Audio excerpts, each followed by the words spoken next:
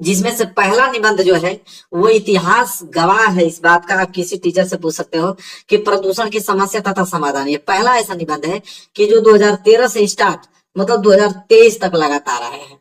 13, 14, 15 मतलब लगातार कभी भी ये ब्रेक डाउन नहीं हुआ है। टोटल 5 निबंध आते हैं, पांचों में से किसी एक का ही करना होता है, लेकिन आज की वीडियो में 3 आपको बताने वाला हूं मैं। सिंपल देखो, प्रदूषण की समस्या तथा समाधान।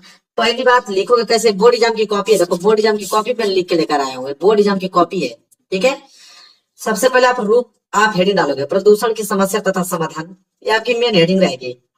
इसके बाद रूपरेखा डालोगे, रूपरेखा में 5 टॉपिक डालोगे। पहला प्रस्तावना, दूसरा प्रदूषण का अर्थ, तीसरा प्रदूषण के प्रकार, चौथा आपका रहेगा समस्या तथा समाधान, और पांचवा रहेगा उपसंहार।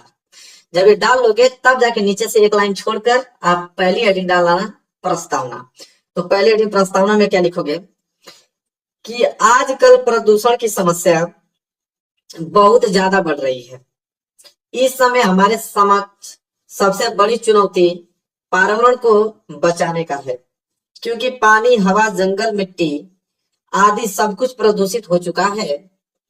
यदि हमने इस असंतुलन को दूर नहीं किया तो मानव जीवन वाच्य हो जाएगा, और पता नहीं तब मानव जीवन होगा भी या नहीं। देखो कितना सिंपल तरीके से मैंने प्रस्तावना लिखा है, कोई टीचर पढ़ेगा तो उसको समझ में आएगा कि सरल भाषा में उनको समझाने का प्रयास कर रहा है बच्चा। ये नहीं कि किताबी भाषाओं को लिखोगे ना तो नंबर टीचर उतना देता नहीं है। अपने मन से लिखोगे, उसको समझा कर लिखोगे तो टीचर पूरा का पूरा नंबर देगा आपको। अब दूसरे हेडिंग क्या डालोगे, प्रदूषण का अर्थ। लिखोगे कि बढ़ती जनसंख्या पर्यावरण के संतुलन को बिगाड़कर दूषित कर देते हैं। यह गंदा वातावरण जीवनधारियों के लिए क्या होते हैं, हानिकारक है। इसके बाद तीसरी हेडिंग क्या रहेगी, प्रदूषण के प्रकार। इसमें लिखोगे कि मुख्य रूप से प्रदूषण के 4 प्रकार हैं। कौन कौन से, तो पहला प्रकार आप डालोगे वायु प्रदूषण। अब वायु प्रदूषण में लिखोगे कि यह सबसे खतरनाक प्रदूषण है। वायु प्रदूषण का मुख्य कारण उद्योगों और वाहनों से निकलने वाला धुआं है। वायु प्रदूषण के कारण वायुमंडल में कार्बन डाइऑक्साइड की मात्रा बढ़ रही है। इससे पृथ्वी के ऊपर वाला ओजोन गैस का सुरक्षा चक्र बुरी तरह से प्रभावित हो रहा है। अब देखो हमने कितना सिंपल तरीके से लिखा है, जो जो आम भाषा में मैंने लिख के बताया हुआ है। ये कोई टीचर पढ़ सकता है, कोई बच्चा याद भी कर सकता है, ठीक है। इसी प्रकार दूसरी जगह जल प्रदूषण। जल प्रदूषण क्या है कि उद्योगों और घरों से निकला हुआ कचरा कई बार नदियों और अन्य जल स्रोतों में मिल जाता है, जिससे यह उन्हें प्रदूषित कर देता है, और जल प्रदूषण के कारण अनेक बीमारियां पैदा होती हैं। सिंपल है, समझ में आ गया आप लोगों को। चलो आगे अगर हम बात करें तो तीसरा है मृदा प्रदूषण। लिखेंगे कि मिट्टी में होने वाले प्रदूषण को मृदा प्रदूषण कहते हैं। वह मुख्यतः खेती में अत्यधिक कीटनाशक का उपयोग करने से या ऐसे पदार्थ जिसे मृदा में नहीं होने चाहिए उसके मिलने पर होती है, जिन्हें हम क्या बोलते हैं, मृदा प्रदूषण। उसी में एक लाइन लिख लेना, शहरीकरण और औद्योगिकरण बढ़ने से मृदा प्रदूषण बढ़ रहा है, ठीक है। चलिए आगे बात कर लेते हैं। चौथा कौन सा है, ध्वनि प्रदूषण। ध्वनि प्रदूषण किसी भी प्रकार के अनुपयोगी ध्वनि को कहते हैं। इस प्रदूषण से मानव और जीव जंतुओं को परेशानी होती है। कल कारखानों का शोर, यातायात का शोर, मोटर गाड़ियों की आवाजें, लाउड स्पीकरों का कर्ण भेदक ध्वनि आदि से यह प्रदूषण होता है। चलो अब चौथा क्या था, हेडिंग प्रदूषण की समस्या। तो चौथा प्रदूषण की समस्या डालेंगे, लिखेंगे कि प्रदूषण के कारण मानव के स्वस्थ जीवन को खतरा पैदा हुआ है। प्रदूषण के कारण मानव खुली हवा में लंबी सांस लेने के लिए तरस रहा है। प्राकृतिक असंतुलन पैदा हो रहा है। कई तरह के जीव और प्रजातियां प्रदूषण के कारण विलुप्त होने जा रही हैं, ठीक है। विलुप्त होते जा रही है, पे होते लिखेंगे और सेंटेंस अच्छा लगेगा, विलुप्त होते जा रही है, ठीक है। अगली हेडिंग रहेगी प्रदूषण का समाधान। अभी हमने समस्या देखा, उसका समाधान भी देखना पड़ेगा। तो प्रदूषण का समाधान देखो, प्रदूषण कम करने के लिए हमें लोगों में जागरूकता पैदा करनी होगी। वनों के विनाश को क्या करना होगा, रोकना होगा। अधिक से अधिक पेड़ लगाने होंगे। वर्षा के जल को संचित करके उसका पुनः उपयोग करना चाहिए। सरकार के खिलाफ अभियान चलाने होंगे, ठीक है। अब लास्ट हेडिंग आपका रहेगा उपसंहार। प्रदूषण एक बहुत गंभीर समस्या है। प्रदूषण कम करने के लिए हर व्यक्ति को अपने स्तर प्रयास करने की आवश्यकता है। हमारा कर्तव्य है कि हम प्रदूषण के खिलाफ अपना योगदान देकर पर्यावरण की सुरक्षा करें। अगर कहीं गलत भी हो जाता है, जैसे गलत हो गया, तो आप बस सिंगल एक लाइन इस तरह डॉटेड कर दो। गलत अगर बीच में कहीं लिख दे रहे हो तो सिंगल लाइन डॉटेड कर दो। लेकिन मैं कहूंगा कि गलत हो जा रहा तभी भी उसको छोड़ दो, ठीक है। इस तरह देखो, देखने में गंदा लगेगा, लेकिन आप छोड़ दोगे तो एग्जाम में उसको समझ नहीं पाएगा, बस आपकी हेडिंग देख के उसको चेक कर देगा। क्लियर है ना आप लोगों को? तो ये पहला प्रदूषण की समस्या तथा समाधान समाप्त हो गया। अब दूसरा निबंध देखने वाले हम लोग। दूसरा निबंध मेरे प्यारे बच्चों, विज्ञान वरदान या अभिशाप। ये भी एक ऐसा निबंध है जो कि हर साल आपके एग्जाम में आता है, विज्ञान वरदान या अभिशाप। इसमें भी हम लोग क्या करेंगे, पहले एक प्रस्तावना बनाएंगे। अब प्रस्तावना बनाकर लिखेंगे इसमें कि आज का युग विज्ञान का युग है। छोटी से छोटी वस्तु से लेकर बड़ी से बड़ी वस्तु तक जो भी आज हम जीवन में उपयोग में ला रहे हैं, विज्ञान की देन है। ये वस्तुएं इतनी अधिक है कि इनका नाम तक गिन पाना सरल नहीं है। छोटी सी सुई, धागा, बटन, कागज, पेंसिल, पेन आदि सारी वस्तुएं विज्ञान के कारण ही हमें आज प्राप्त हैं। ये प्रस्तावना में देखो कितना सिंपल लिखा है। इसके बाद अगली हेडिंग रहेगी, समय और स्थान की दूरी समाप्त। इसमें लिखोगे कि विज्ञान ने समय और स्थान की दूरी समाप्त कर दी है। पहले जहां पहुंचने में कई महीने लग जाते थे, वहां अब कुछ ही घंटों में पहुंच जाते हैं। सागर को पार करना अब कठिन नहीं है। पर्वत को लांघना अब बाएं हाथ का खेल बन गया है। रेगिस्तान को पार करना अब कठिन नहीं रहा। यह सब विज्ञान के कारण ही संभव हो पाई है। अगली हेडिंग रहेगी मेरे प्यारे बच्चों, विज्ञान के प्रगति का आधार। इसमें लिखोगे कि विज्ञान के कारण आज मानव ने प्रगति कर ली है। शिक्षा, कृषि, उद्योग, धंधे, यातायात के साधन सभी में विज्ञान के बढ़ते चरण दिखाई दे रहे हैं। शिक्षा के क्षेत्र में बहुत प्रगति हुई है। शिक्षा के लिए आवश्यक पुस्तकें, कागज, पेंसिल, पेन आदि विज्ञान के द्वारा ही हमें मिल पा रही है। इसी प्रकार अन्य स्रोतों में भी हमने बहुत प्रगति की है। इस प्रगति का आधार है विज्ञान। चलो अगला हेडिंग रहेगी, मानव और विज्ञान, मतलब मनोरंजन और विज्ञान, मतलब मनोरंजन के क्षेत्र में विज्ञान। लिखेंगे, आज खेल कूद की सामग्री से बाजार भरे पड़े हैं। अनेक प्रकार के पत्र, पत्रिकाएं, रेडियो, दूरदर्शन आदि हम आसानी से प्राप्त कर सकते हैं। घर बैठे बैठे हम दूरदर्शन पर अपनी पसंद का कार्यक्रम देख सकते हैं।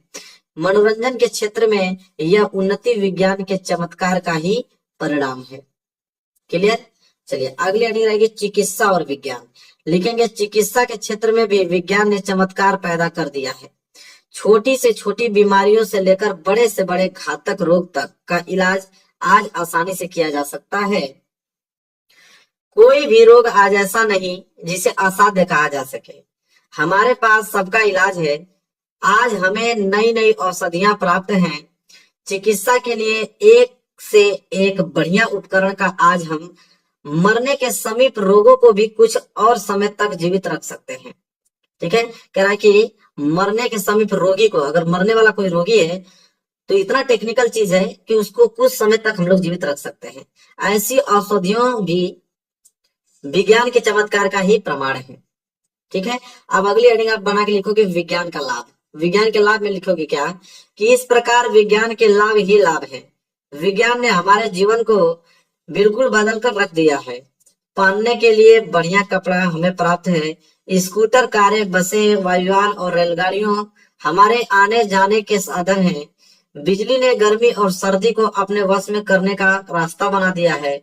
पर यह विज्ञान का एक पक्ष है, इसका दूसरा पक्ष भी है। क्लियर? चलिए अगली हेडिंग रहेगी, विज्ञान विनाश के कारण। इसमें लिखेंगे कि विज्ञान ने मानव के विनाश के लिए भी बहुत सी सामग्री बना दी है। अणु बम, नायाक बम आदि विवश मचा देने वाले अस्त्र शस्त्र हैं। इतने हानिकारक हैं कि उनके प्रयोग से मानव जाति का नाम और निशान ही मिट जाएगा। अब लास्ट रिंग पे रहेगी, उपसंहार। लिखोगे कि विज्ञान ने मानव जीवन को बदल कर रख दिया है। इसने असंभव को संभव कर दिखाया है। विज्ञान तो साधन है, इस संसाधन का प्रयोग करना मानव के हाथ में है। वह यदि चाहे तो इसमें मानव जाति के विनाश के लिए करता है। तो इसमें विज्ञान का कोई दोष नहीं, दोष यदि है तो उसका है जो इसका मानव संहार के लिए प्रयोग करता है। ठीक है, तो ये उपसंहार लास्ट हेडिंग थी, ये भी क्लियर हो गया आप लोगों को। अब हम लोग तीसरा निबंध देखने वाले हैं। मेरे प्यार बच्चों, ये बहुत ही ट्रेंडिंग ये आप लोगों का निबंध है, मतलब कई सालों से बहुत इस पे चर्चाएं चल रही हैं और हर साल आपके एग्जाम में दे रहा है कि स्वच्छ भारत अभियान बहुत जरूरी भी है इसको देना। आदमी का दिमाग खुलता है, लड़कों की सोच बदलती है। स्वच्छ भारत अभियान बहुत जरूरी है। तो स्वच्छ भारत अभियान पर देता है, तो उसमें कैसे लिखोगे, पहली हेडिंग आपकी प्रस्तावना रहेगी और प्रस्तावना में लिखोगे स्वच्छता का सीधा संबंध हमारे शारीरिक एवं मानसिक स्वास्थ्य से जुड़ा हुआ है। अतः यह कहना गलत नहीं होगा कि एक स्वच्छ शरीर में ही एक स्वच्छ मन का निवास होता है। मतलब अगर आपकी जो शरीर है स्वच्छ है, बिल्कुल साफ सुथरा है, तो आपका माइंड भी जो है बिल्कुल सही होगा। ठीक है, वही कह रहा है कि स्वच्छ शरीर में ही एक स्वस्थ मन का निवास होता है। आज से 100 वर्ष पहले महात्मा गांधी जी ने एक स्वच्छ भारत का सपना देखा जो आज साकार हो रहा है। अगली हेडिंग डालोगे स्वच्छ भारत अभियान की शुरुआत, लिखेंगे कि हमारे आदरणीय प्रधानमंत्री श्री नरेंद्र मोदी जी के द्वारा स्वच्छ भारत अभियान की शुरुआत की, जिसका मुख्य उद्देश्य भारत को स्वच्छ एवं स्वस्थ बनाना है। हमारे प्रधानमंत्री द्वारा इस अभियान का शुभारंभ 2 अक्टूबर 2014 में महात्मा गांधी जी के जन्मदिन के दिन किया गया था और उसी दिन इसके समापन की तिथि 2 अक्टूबर 2019 को गांधी जी के 150वें जन्मदिन के दिन निर्धारित की गई। फिर लिखेंगे उसी में स्वच्छ का हमारे जीवन में महत्वपूर्ण स्थान है। अगर हम स्वच्छ और सुंदर माहौल में ना रहें तो हमें गंदगी से अनेक प्रकार की बीमारियों और परेशानियों का सामना करना पड़ता है, जिसके लिए हम सभी यही सोचते हैं अपने घर और आसपास की सफाई रखें, लेकिन सफाई करने के बाद कूड़े कचरे को इधर उधर फेंक देते हैं। हम ऐसे तो अपने घर साफ रखते हैं, तो क्या हमारी जिम्मेदारी नहीं बनती है कि हम अपने देश को भी साफ रखें? कूड़े को यहाँ वहां न फेंककर कूड़ेदान में डालें। स्वच्छता भक्ति के बाद दूसरी सबसे महत्वपूर्ण चीज है गांधी जी के अनुसार कि जब तक आप झाड़ू लगाकर और बाल्टी अपने हाथों में नहीं लेते हैं, तब तक अपने गांव एवं कस्बे को स्वच्छ एवं स्वस्थ नहीं कर सकते। स्वच्छ भारत अभियान की शुरुआत स्वयं हमारे प्रधानमंत्री जी ने झाड़ू लगाकर के की थी। अब लास्ट मेरे प्यारे बच्चों उपसंहार है। उपसंहार है कि हालांकि इस अभियान की कार्यविधि अब समाप्त हो गई है, फिर भी इस अभियान ने लोगों के दिलों में स्वच्छता की वो मशाल जला दी है जो अब बुझने वाली नहीं है। यदि हम सब स्वच्छ भारत अभियान की अपने जीवन का एक हिस्सा बना लेते हैं तो वह दिन दूर नहीं जब भारत का सिर्फ एक शहर ही नहीं अपितु संपूर्ण भारत स्वच्छ भारत का सपना भी सच हो जाएगा। अब मेरे प्यारों जो 3 हमने निबंध आपको बताया, 3 तो बहुत काफी है, एक ही तो करना होता है एग्जाम में, और तीनों को हमने बताया बहुत सिंपल तरीके से बताया है। अब आसानी से करके 7 नंबर पूरा का पूरा लेकर एग्जाम में चले आना, क्योंकि इतना आसान कोई बताएगा नहीं पूरे यूट्यूब चैनल पे। तो मेरे प्यारे बच्चों वीडियो को शेयर कर देना, जो भी आपके फ्रेंड होंगे उनको हेल्प मिल जाएगी, और चैनल पे नए तो चैनल को जरूर सब्सक्राइब कर लेना। मिलेंगे आपसे एक प्यारे से नेक्स्ट वीडियो में, तब तक के लिए धन्यवाद।